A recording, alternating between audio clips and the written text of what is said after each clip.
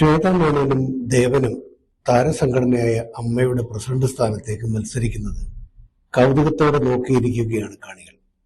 താരസംഘടനയ്ക്ക് ഇതുവരെ ഒരു വനിതാ പ്രസിഡന്റ് ഉണ്ടായിട്ടില്ല എന്നതാണ് പ്രധാന കൗതുകം. ഹേമ കമ്മിറ്റിയും അന്വേഷണവും റിപ്പോർട്ടുമൊക്കെ വരുന്നതിന് മുമ്പ് തന്നെ സിനിമാ രംഗത്തെ വനിതകൾ ചൂഷണത്തിന് ഇരയാക്കപ്പെടുന്നു എന്ന ആരോപണം നിലനിൽക്കുകയാണ്. അതിനിടയ്ക്കാണ് നടിയെ ആക്രമിച്ച സംഭവം ഉണ്ടാകുന്നത്. ആ സാഹചര്യത്തിലാണ് വനിതാ പ്രവർത്തകർ ചേർന്ന് WCC എന്ന സംഘടനയ്ക്ക് രൂപം നൽകിയത്.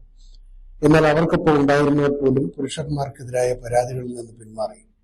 പിന്നെ എന്തിനായിരുന്നു ഈ കോലാഹലമല്ല എന്ന സമൂഹം ചോദിക്കുന്ന സ്ഥിതി ഉണ്ടായി. പുരുഷ മേധാവിത്വമുള്ള ഒരു സംഘടനയിൽ വനിതാ ഭാരവാഹികൾക്കുള്ള സാധ്യത അത്ര എളുപ്പമല്ല. പക്ഷേ എതിർ സ്ഥാനാർത്ഥിയുടെ സ്വീകാര്യതയെ ആശ്രയിച്ചും അത്ഭുതങ്ങൾ സംഭവിക്കാം.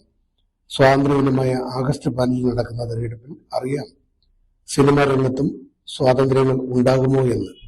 ശേഷം സ്ക്രീനിൽ പോസിറ്റീവ് ന്യൂസ്.